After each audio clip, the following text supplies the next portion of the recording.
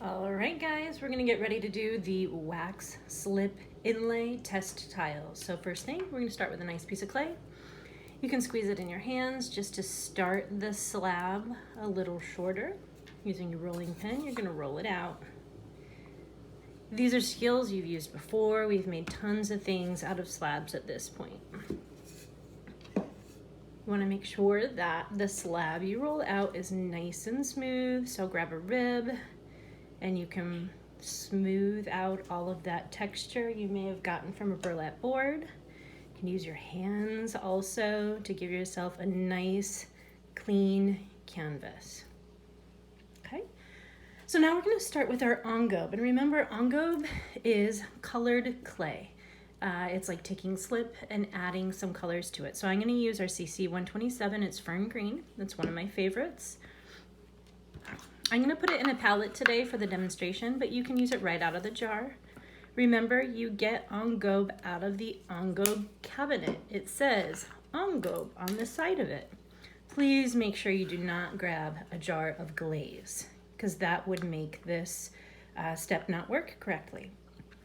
We're going to take the engobe and we're going to paint the shapes that you drew on your plan or your sketch. Okay. Mine were simple leaves, so I'm going to go ahead and paint a simple leaf here. I'm going to paint another one here.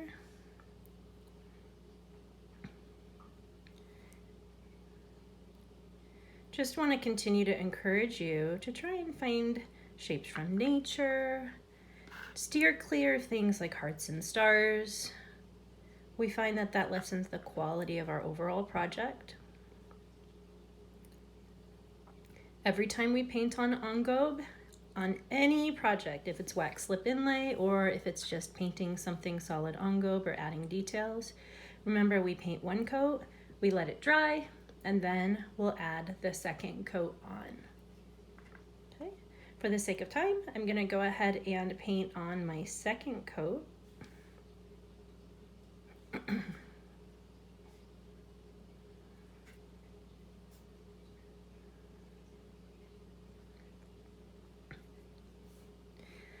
And making sure to leave some empty space in between.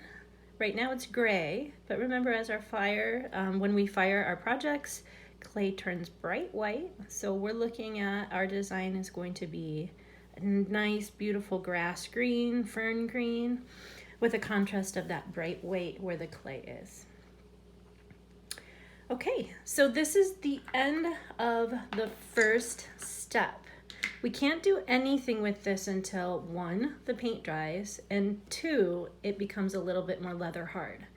So this will finish the step for the day. I'd encourage you just to leave this on your board in your cubby overnight. If you are not going to be in class the next day, or if it is a Friday, you want to make sure you put it in a loose bag, a bag that allows the paint to dry. It should not dry more than 1 overnight. After you've put this away in your cubby, you want to make sure that you put your tools away. You always wash out your brushes and put them back in the jars, bristles up.